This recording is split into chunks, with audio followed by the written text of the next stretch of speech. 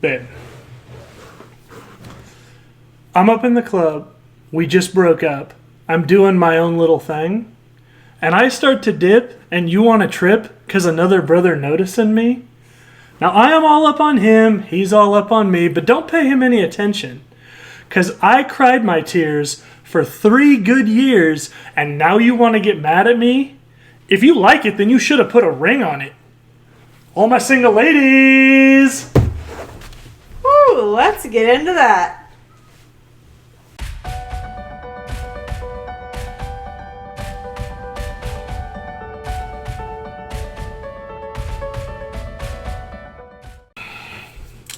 Hey everybody, I'm Nate Warnock. I'm Andrea Warnock. And this is Marriage Monday on the Marriage by Design podcast. This is a show that we get to do every Monday where we talk about doing marriage by God's design.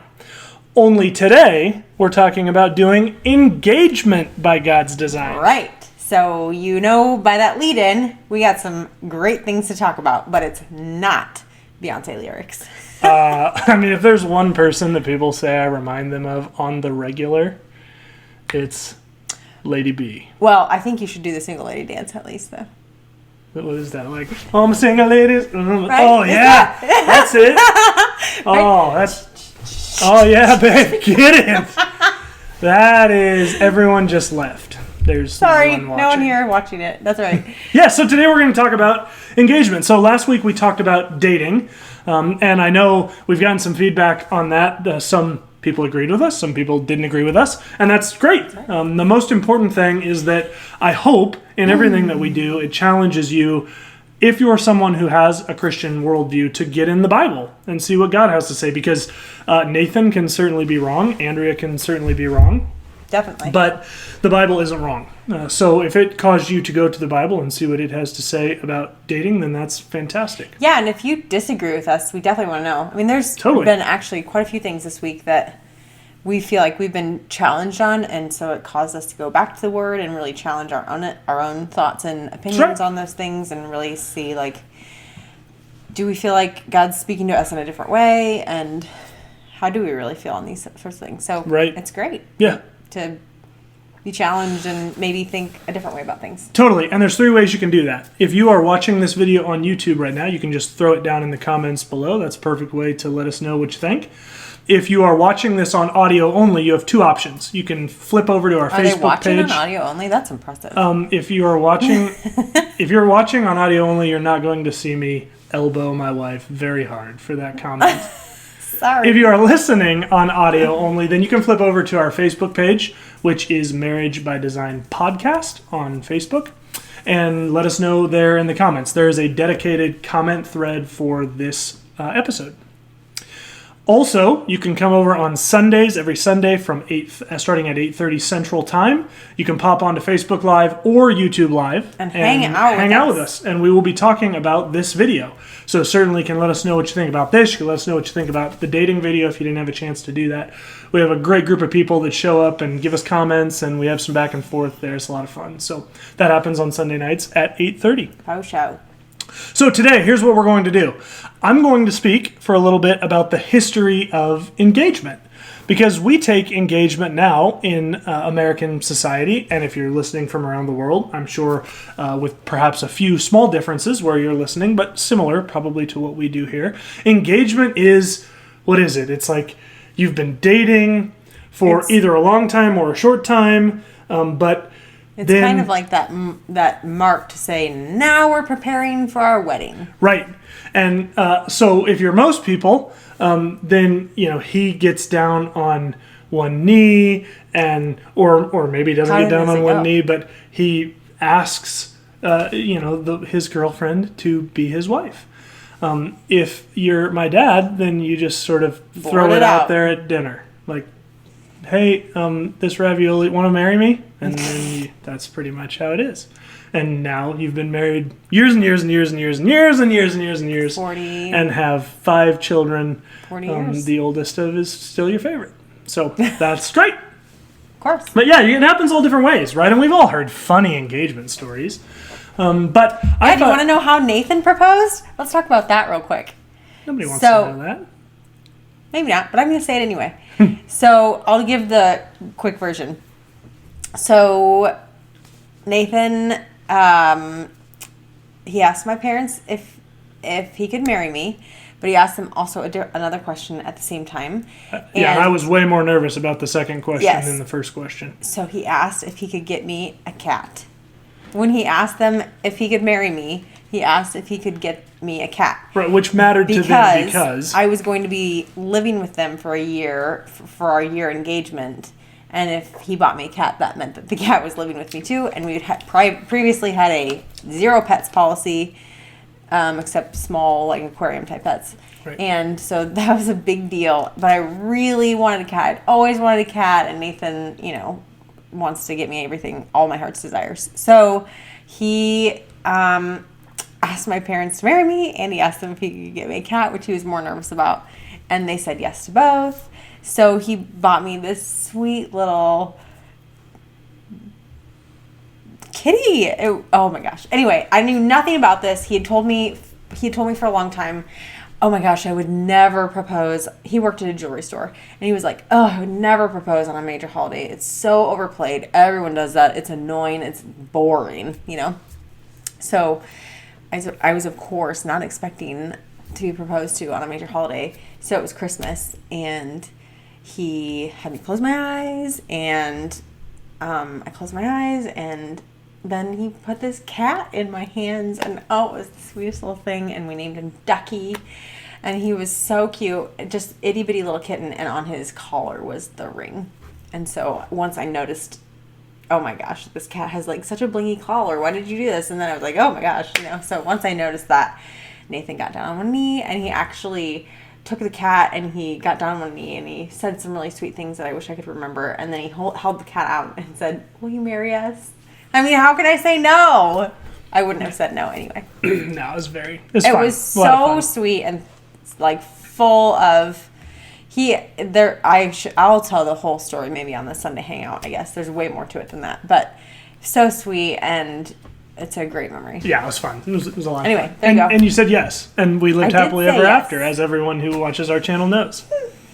So, but I thought, hey, let's start with talking a little bit about engagement, because, believe it or not, engagement as we understand it right now in the 21st century, we think like, oh, engagement, it's engagement, right? It's engagement. Well, the way we understand engagement has only been understood this way for a very short amount of time in the scope of human history.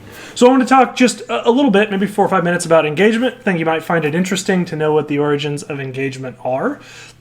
And then wanted to talk a little bit about the origins of the engagement ring, because there is some information out there about the engagement ring, and I will tell you if it's true or not true when we get to that. So, for engagement, there's a lot of history of engagement, and obviously this is not comprehensive because this episode would be 6 hours long and would have to cover just about every civilization, large and small, ever in the history of human beings. And no one wants that. Right, so I'm going to mainly cover kind of the history of the Middle Eastern, European, and then ultimately American engagement. And interestingly, we see engagement back really almost to the beginning of recorded humanity. And, certainly in the kind of hunter-gatherer phase, right, marriages were very usually arranged.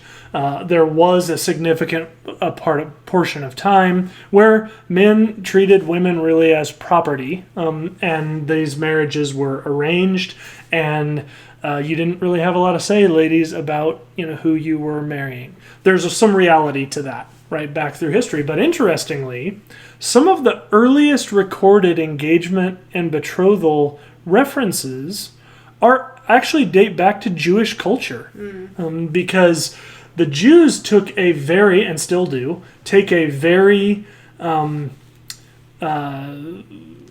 somber, sober look at engagement / betrothal versus marriage. And you can find, if you look back into it, there are some cultures that delineate engagement from betrothal. For the purposes of our conversation, I'm going to treat those two as one thing. But there are some differences in some cultures. But interestingly, almost every culture, when you look at engagement, it changed the actual legal status of that couple. And that didn't matter if you had arranged marriages.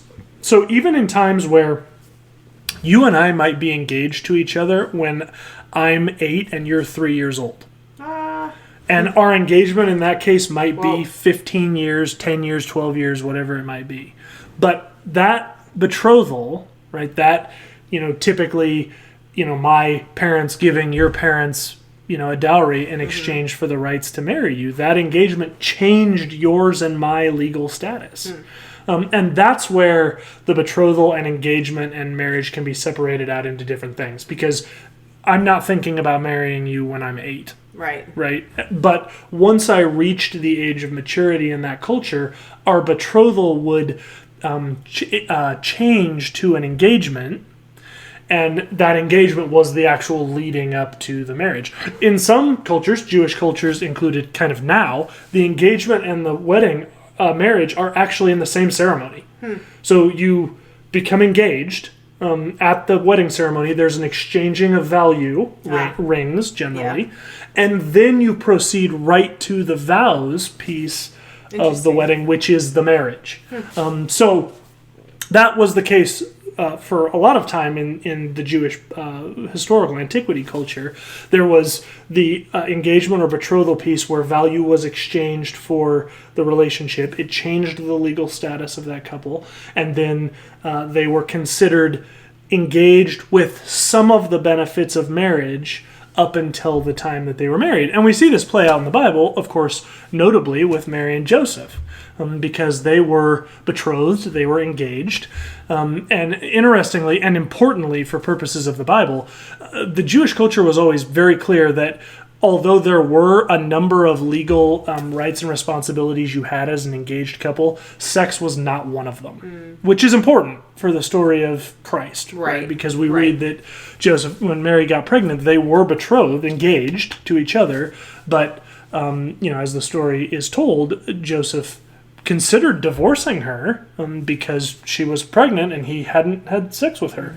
So in his human mind, it would have been easy for him to go, well, she must have had sex with someone else behind my back. Right.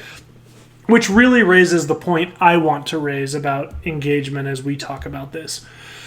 Here's what engagement has been historically.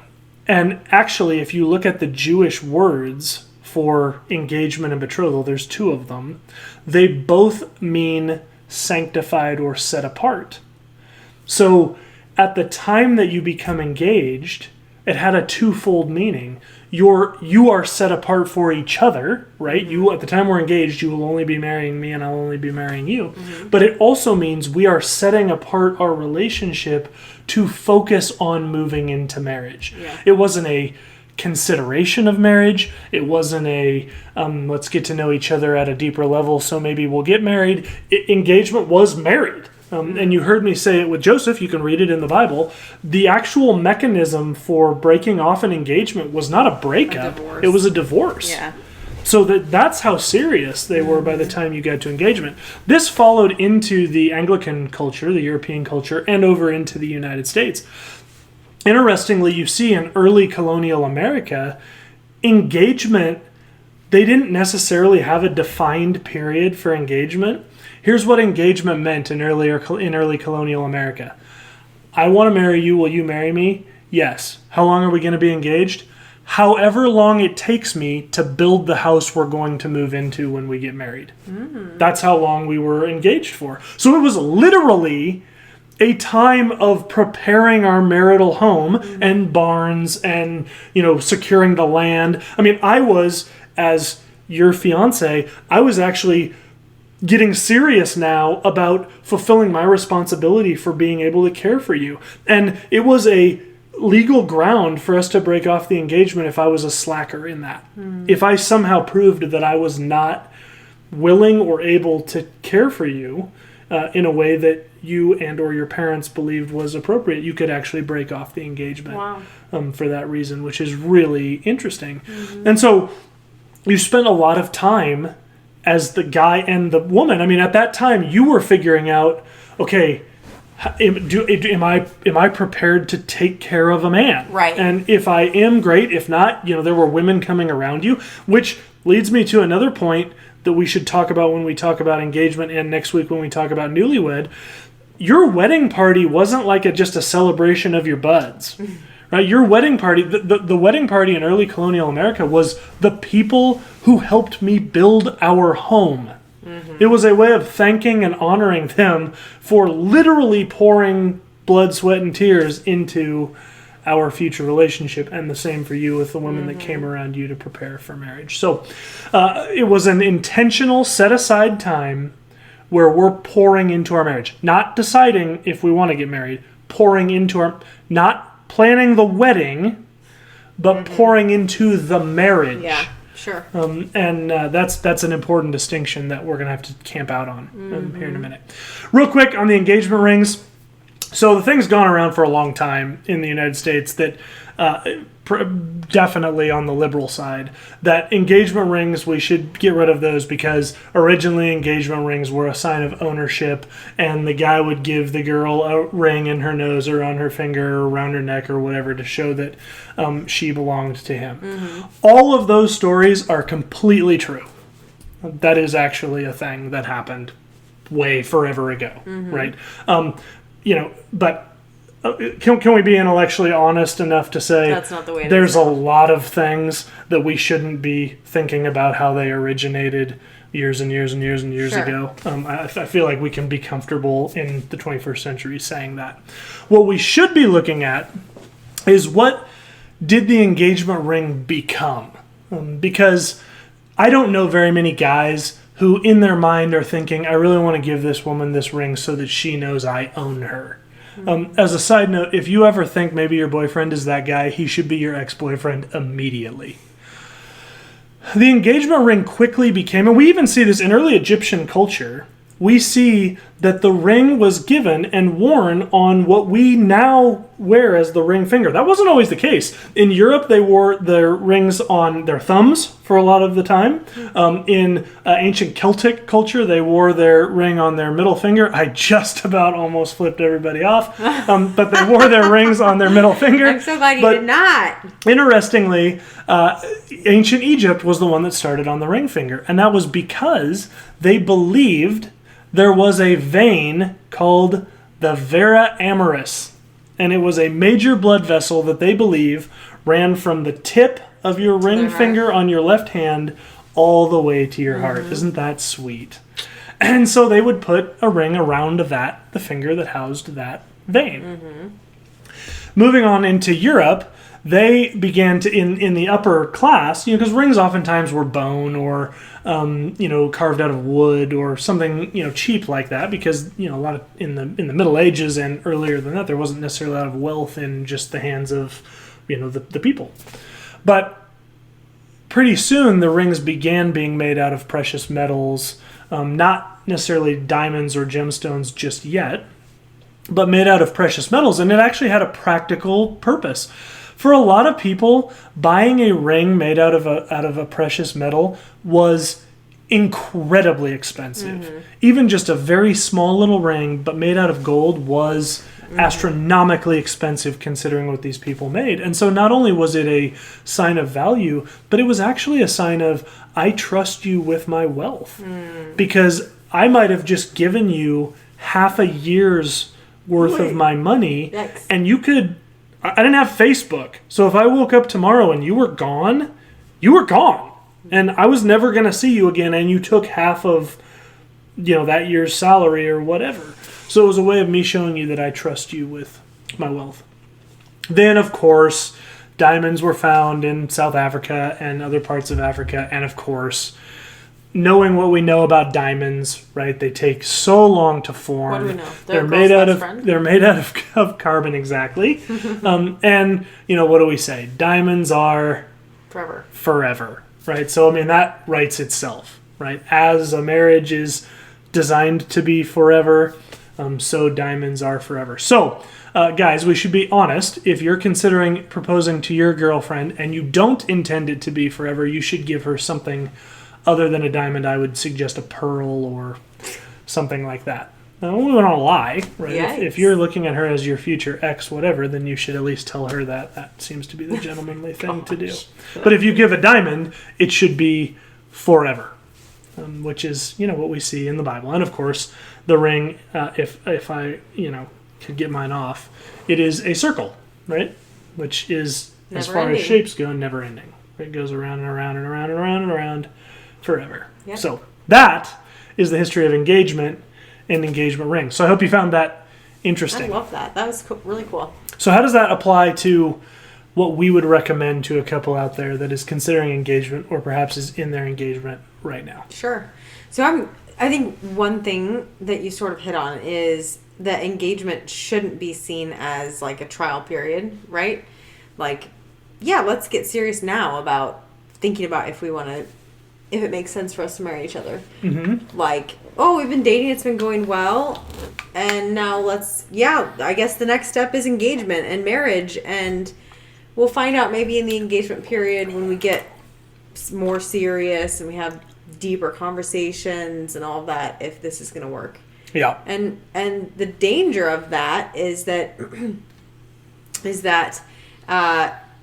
a lot of people get into that engagement period and maybe they haven't had those deep conversations or really understanding the heart of the person that they're dating, or all those sorts of things, and maybe they start feeling like, not sure if this is the right thing, but now I have a ring and we have a date and we have deposits on places and the ball's got momentum. Yeah, the ball's been rolling and rolling, and I feel like if I call it off now, then I'm going to be embarrassed. Right. And it's a good call, dude. We're going to lose money and all that sort of thing. And first of all, if that's a circumstance that you feel like you're in, have the honesty to at least talk about it. Yeah. And at least maybe hit pause. Because a marriage, first of all, divorce is going to be more expensive emotionally, financially, and all those sorts of things than calling off a wedding. But the right thing to do is to be honest with the person that you're with, to say, I just don't think this is right, or I'm not sure, or whatever. Wouldn't you want that with somebody with you too? Right. Aren't you getting married to somebody who you should be one with? And it's good. If you can't be one in honesty, if you can't be truly honest with them, you should not be getting married. If there's anything you're holding back, even if that's, I'm not sure that this marriage is right, you should not be getting married. Yeah, we should jump right into that since you brought it up here. And if there are any red flags that you have, and particularly, if there are things that you recognize in the other person, man, this is concerning to me, do not buy into the lie that this is going to get better once we're married. I'm just going to put the blinders on. Right. Please don't buy into that. It doesn't get better. Your future spouse, if you're engaged, or your boyfriend, girlfriend, is never going to be on better behavior than they are right now. Never.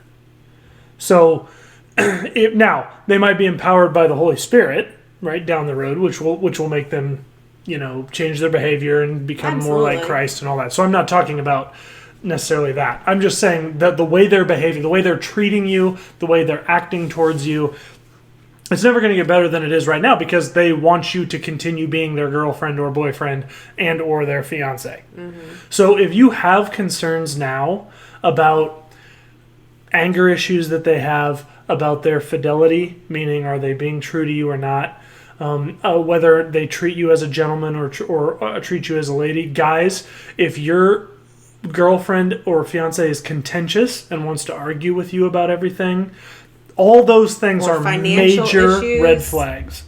Yeah, financial issues, major red flags. Another thing, if everybody you know is telling you, man, I have a lot of concerns here, and everyone she knows is telling her, man, I got a lot of concerns here. Please don't be that couple that gets together and looks at each other and goes, it's us against the world. It's us against the world, right? We were that couple, right? In a lot of ways, right? That whole Romeo and Juliet thing, I don't know if you know or not, but it didn't work out super great for Romeo and Juliet. So if you think it's you against the world, all that really means is when you need help, and you will, probably sooner rather than later, it will just be the two of you there to help. So please don't do that. Yeah, that's great. So what do we do, babe, in engagement? What should be the focus? What's the purpose? When we got married, I took a lot of time building this house for us and preparing. I didn't realize you were so handy. I'm very handsy. So yeah, I didn't say that. I said handy. Oh, that's different. So what should we be doing in engagement? I mean, what does engagement mean anymore? Right. So what's the purpose of engagement? To plan the wedding. Well, that's helpful. Sure. So that is not the ultimate purpose of engagement, but it's necessary, right? Obviously, a great time to plan the wedding is when you're engaged.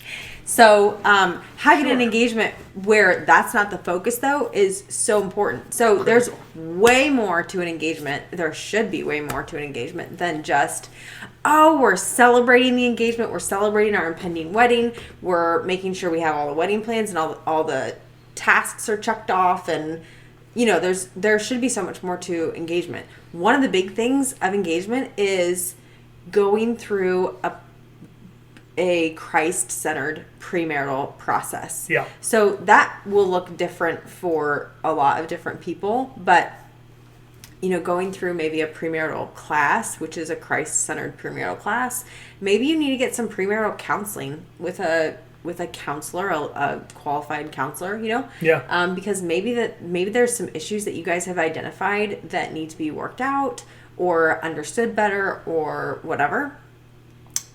Making sure that you're getting with, if you don't already have a mentor couple, that you're finding a mentor couple and getting with them frequently during that engagement period so that you are able to be super open and honest and ask them too, do you see any red flags that we need to consider?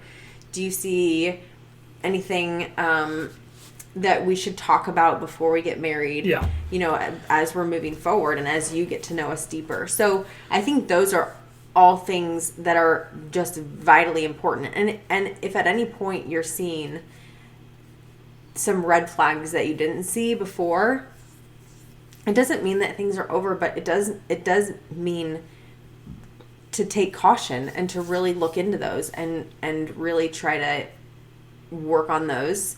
And if that leads to, I just can't, this is something I didn't know before, and we've worked on it, and I just can't be married to that. I can't bear that in our marriage. Right. Then the honoring thing is to say, I'm sorry, this just isn't going to work out. Right. So let's step through those things you said. I want to help our viewers, our listeners, understand why we do those things. So you talked about a good premarital class, critically key, but I want to take a step back even from that. If you do not attend a church as a couple, of course, find a Bible-believing church and start attending as a couple. Right. Look, guys, and if you're listening to this and you do not believe in God, that's perfectly fine. I'll make my point anyway, and I'll let you take it from there. But we look at marriage, and it is clearly defined in the Bible as a picture of God's desired relationship with us as his people.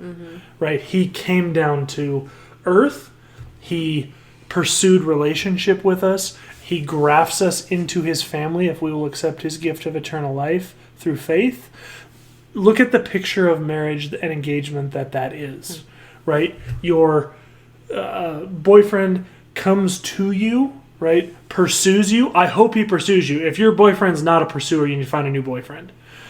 your boyfriend pursues you, right, where you're at, loves you where you're at, desires to draw you into his family, and sacrifices in order to make that happen. See how that's meant to be a picture of the way God pursued us as his people? It's a picture right there. So then you become married, you're grafted together, the two become one. You can look in Genesis 2 for more conversation about that. You become one being, just as when we accept God's gift of eternal life through faith, when we believe in the sacrifice of his son, Jesus, on the cross, we are grafted into his family. We become one with the family of God. That's the reality of the matter. So here's the reality for us as an application. When you're dating and when you're engaged, you cannot possibly know what you're signing up for in marriage because you haven't done it yet. Right. So you're not a threat to Satan when you're dating or when you're engaged. You're not a threat to him. Because you aren't a picture of Christ's desired relationship for us or his love for us. But once you're married, immediately you're a threat.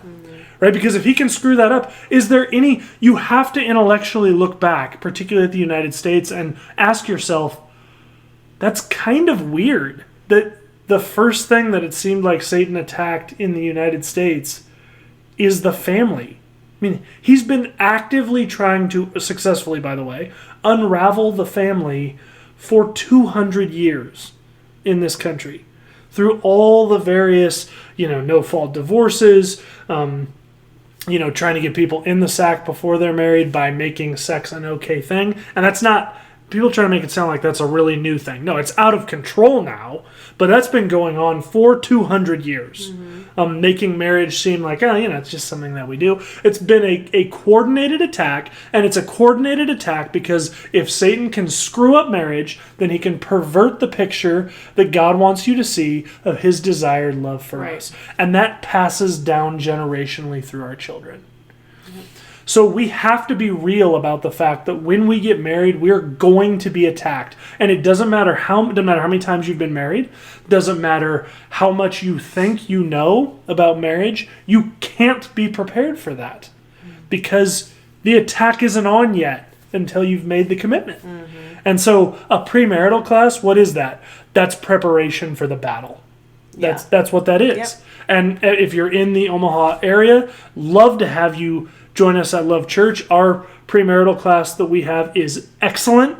Mark and Jean, who you have seen on this channel, and I'll put a link to the episode we had them on here, but they are phenomenal and do an excellent job with the premarital class. So here's the thing about premarital class. Like preparing for battle, it should sting a little as you go through it, right? A lot of premarital... I talk to people about, have you done any premarital? And it's like, yeah, we talked to the pastor once for 15 minutes after church, and he asked us if we love each other. Well, great.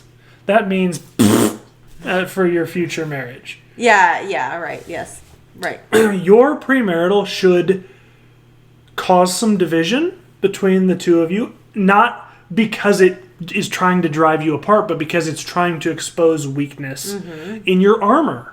Right? I mean, if you show up and I'm about to tell you, hey, in 6 months, you're about to be on the front lines, you're probably going to want me to go, okay, take a look at my armor.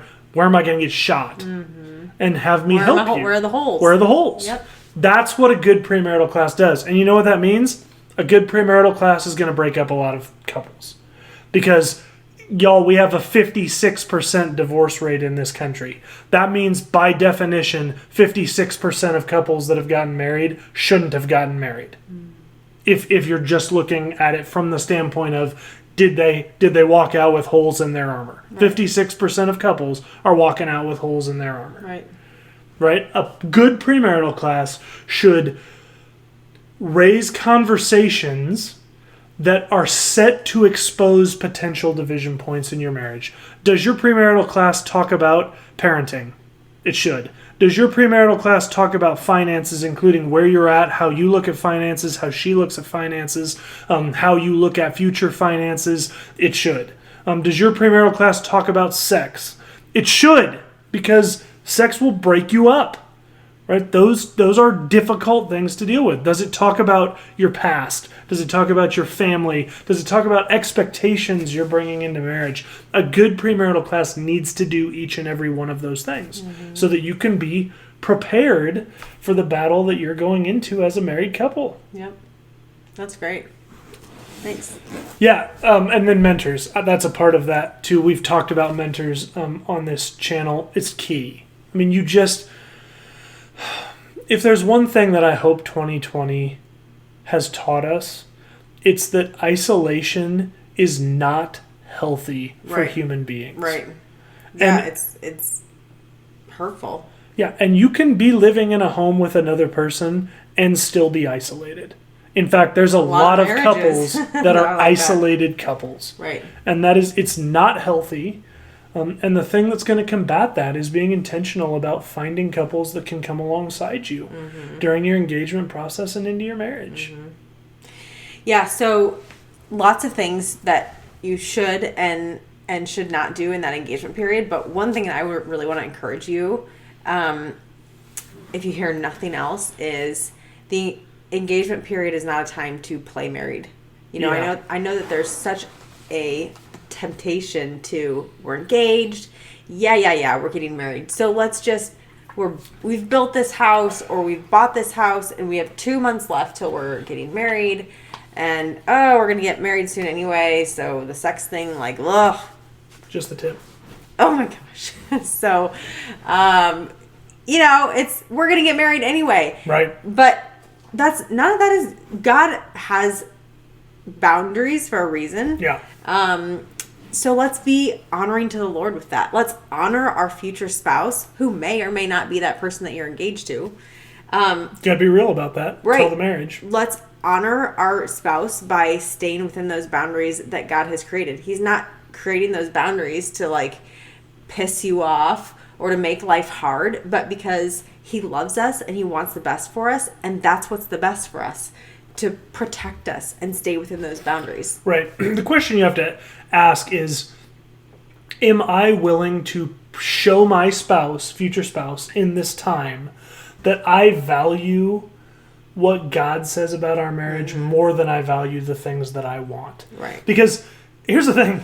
If we just came out and said it, right? I mean, if we're a couple that, we're moving in together because, it's close. Right, the wedding's soon. It's gotten so expensive for us both to have rent and... Right, there's a million excuses. Yes, there's a million excuses. But at the end of the day, each and every one of those excuses, if you're being honest, here's what you're saying. I'm mostly interested in what God says is best for you.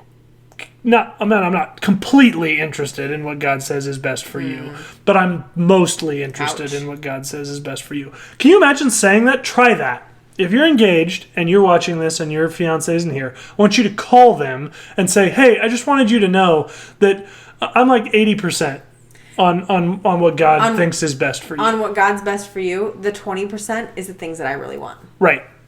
So if you're cool with that, then we're good. Because 80% of the time, I'm all about what God says.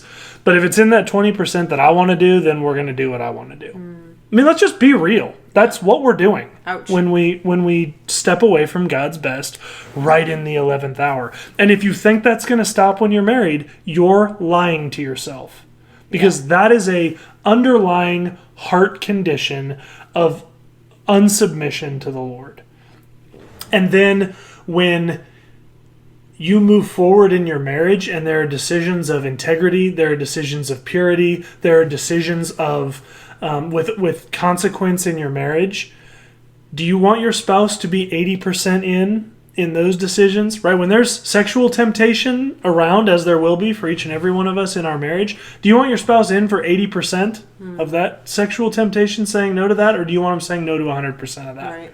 It's time to start getting that serious about engagement right from the get-go. Because if we're not don't take the nuclear option on we must be in 100% for what Jesus says is best for our marriage, no exceptions because I love my future spouse that much, then we should have some real serious questions about whether we're mature enough to be getting married. Yeah. That's great. What else, baby? I don't know. I don't think there's anything else that's coming to mind. How about, I know we hit on it just now a little bit, but tips for the physical during engagement? Stay far away from being alone together. Yeah. So,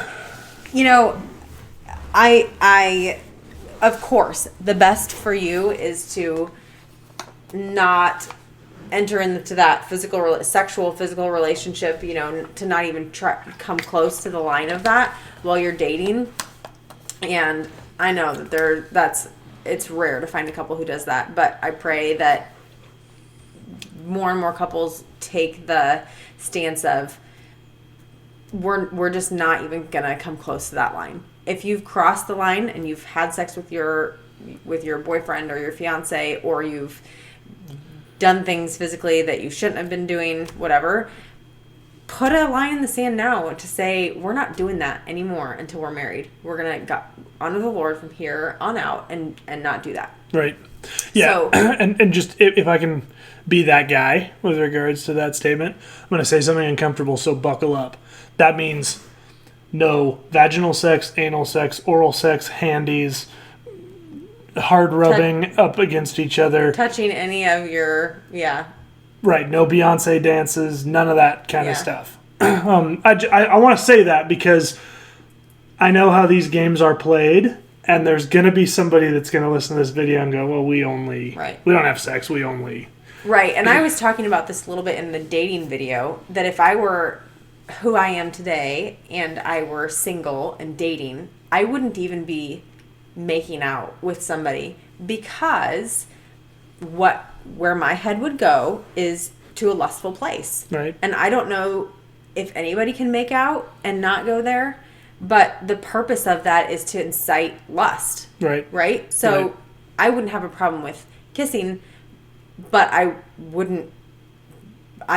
just simply would not make out. We'd have, like, if you and I were dating now and I was who I am today, we would have short kisses in places where we're not alone together, sure. Just two of us. Sure. And that's it, because I just wouldn't trust myself, and I would know that anything beyond that is just inciting lust, which is wrong.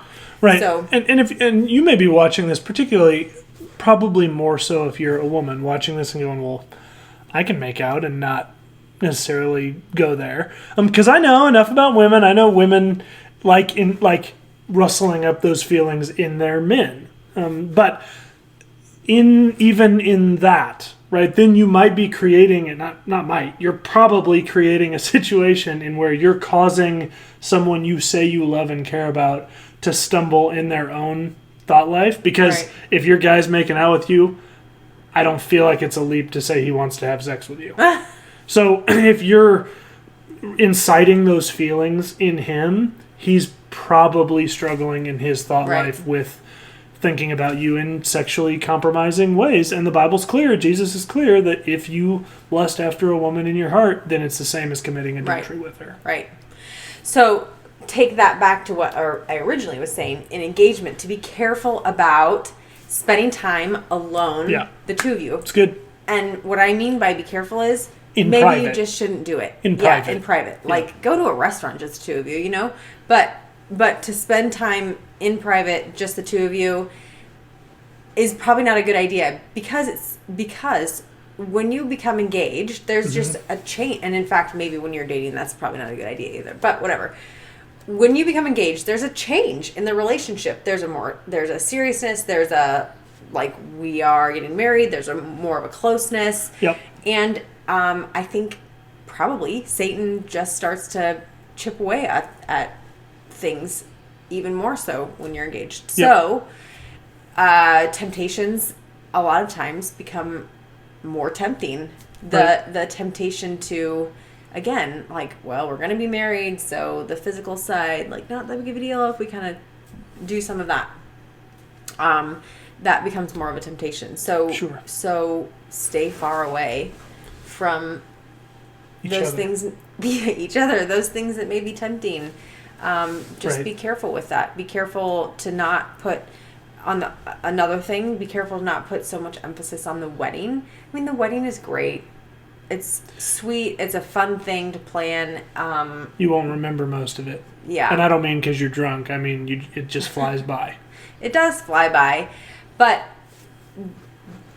resist putting so much thought and work and all that into the wedding and not putting all the thought and work and effort into the future marriage. That's right. So that's exactly right. Those are some really important things. Surround yourself with people who aren't just fun to be around, but surround yourself with people who really care for you having a godly marriage. Yep. Care for both of you as a couple and really building you up and being there for you in good times and bad. That's right. That's right. So let's close it out with some quick hits. Right? If people are watching this and maybe you are engaged or maybe you're dating but you're moving towards engagement, I want to give you just a quick list of just a few things that you can write down that I challenge you and your boyfriend or girlfriend or fiance to start doing together now as you prepare yourselves for marriage. Okay. Number one, go buy 2 copies of the book, The Meaning of Marriage by Tim Keller. So good. That book. Okay, it's a couple hundred pages. It goes into great detail on the purpose biblically behind marriage. Go through that, the two of you together. The chapters are not long. You can easily decide, let's go through a chapter a week. Do not read it together. Read it. I suggest you read it separately. Take some notes, maybe write in your journal if you're a journaler. And then come together and talk about it. That book is an excellent litmus test for whether or not the two of you are on the same page with regards to your future marriage. Mm-hmm. That's part 1. Part 2, identify a couple in your life that is not related to either one of you who has a marriage that you want the two of you to have someday. A biblical marriage. A biblical marriage, right? A Christian couple. And go to them and ask them, will you get together with us once a month to talk about marriage? That's exactly what you need to ask them. Those exact words. Will you get together with us once a month to talk to us about marriage? And then follow through. They say. If they say yes, then you be the ones to pursue. Exactly right. Yep, exactly right. And here's a simple way to do that. If they say yes, right then say, do you mind if we get our calendars out and set some time up for a few weeks down the road? And then when they come over to your house or you go over to their house, at the end of that meeting, before you leave, set something on the calendar for the next time you get together. Because if you say, hey, I'll shoot you a text or whatever, it's going to get delayed. So that's how you do it, right? So do that every month, at least once a month leading up to your marriage. And then you're going to go back to them and they think you're going to say, thank you for helping us have a good life. But that's not what you're going to say. You're going to say, will you continue to meet with us at least once a month for at least the first year of our marriage? That's what you're going to say. So you get to give them a little wedding present, which is your presence once a month for the next year, for the first year of your marriage. But in all seriousness, thank them a lot and find ways. Totally. No, I know, and find ways to appreciate them. Yeah, and absolutely. Them. Yeah, absolutely. That's right. That's right. Okay, then here's the other of the quick hits. I want you to set a time, the two of you, once you finish The Meaning of Marriage. Finish the book first. Then after that, once a week for a series of weeks, I want you to set a time, the two of you, to say, we are going to a public place, a restaurant, a coffee shop, a park if it's a daytime hour and there are other human beings around. But I know those freaks out there. Somewhere public where there are other people that is a safe space, the two of you. And you're going to talk. I want you to talk about these topics. I want you to talk about your expectations for parenting. I want you to talk about your expectations for responsibilities after you're married. Dude, if it's your expectation that she's going to do the laundry once a week, including yours, and fold it and put it away in the drawers for you, you need to say that, brother. Because you don't want to wait until after the wedding and now you're mad at her for a reason she doesn't even know because she had no idea that was an expectation going in. This is a matter of love and respect. Mm-hmm. It is a matter that you love her enough to tell her what your expectations are going into marriage, and it's a matter of respect that you tell him the things that you expect going into marriage. Yeah, and you're just setting yourself up for success, because if you find these expectations are like, I don't do laundry, right. Then maybe he can be like, okay, whatever, I'll do laundry. Can you do this instead? Whatever. Right. So parenting 1, expectations after marriage, that's 2, sex, that's 3. This is critically important that you go somewhere public and then you leave to separate places, because this is a conversation that just, you need to talk about it before you get married, because there are expectation issues that you may not realize, sexual issues that he or she has had in their past that will affect your future. Your expectation may be that you're going to have sex, every hour on the hour, and her expectation is that you're going to have sex every month on the 1st. Right? Those are very different expectations, and they should be talked about.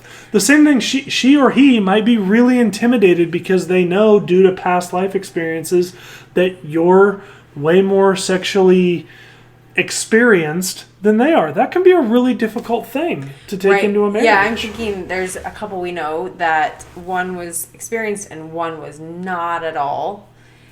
And they had to have a conversation about, do you want to know the things that you don't know, or do you just want to pretend like you don't know anything until you experience it, Right. And so they had that conversation, and right. So anyway, right. All those kinds of things are great conversations to have. Same thing. If there's sexual moral failure in your past, that's the time to talk about it. You do not want to wait until you're a year and a half into marriage and some woman runs into you at the grocery store and you've got to tell your wife a year and a half into marriage that, oh yeah, this is a girl I was hooking up with for 2.5 years that you knew nothing about. Mm-hmm. Right now, maybe your fiance doesn't want to know. That's their deal, right? But this is the time to talk about, hey, here's some things in my past that I did that I wish I wouldn't have. Yeah. It's that needs to be spoken, because Satan's going to snipe you with it, guaranteed. In your marriage, you're getting sniped with that. So every time we see it happen. So parenting, expectations, sex, past, right? Be honest about your relationship with your parents and his relationship with his parents. You may think you have already talked about that. I always like to say, go back to it and make sure. Mm-hmm. Those are kind of, for me, the big 4. I think finances that you talk about. Sorry, yes, thank you. Finances is the other one. So you need to be talking about any debt that you have whatsoever.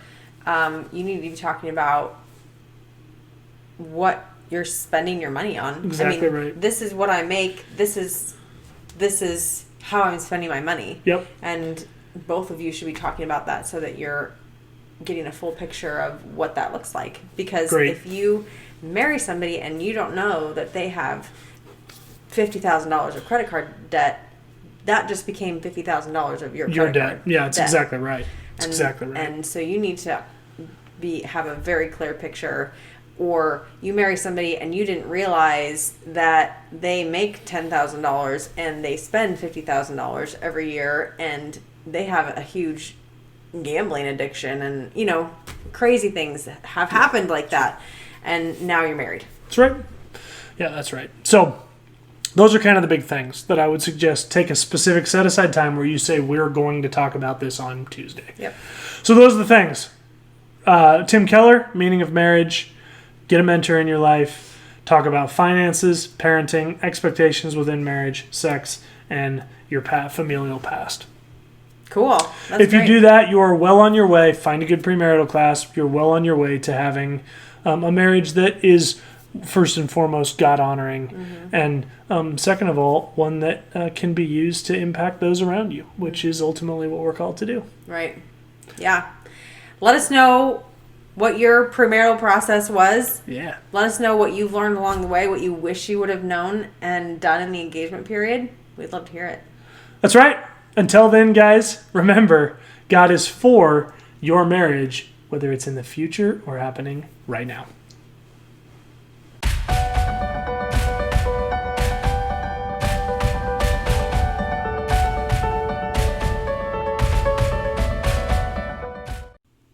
Hey, thanks for joining us on Marriage by Design. If you were impacted by this video, like it by hitting the thumbs up below. Also, don't forget to subscribe, and once you subscribe, hit the bell icon so you can be notified when new episodes release. Excellent. Also, one of the huge pillars of our show is interactivity between us and you. So we would love you to comment down in the comments below if you have thoughts about this video, or if you have questions or other things you'd like to see considered in the future. In addition, if you'd like, you can email us. That's marriagebydesignpodcast@gmail.com. We're also on Instagram @marriagebydesignpodcast, or you can find us on Facebook by searching Marriage by Design Podcast. Finally, if you want to, you can tweet at us. We do have a Twitter account that is @MarriageXDesign. Thanks, and have a great day.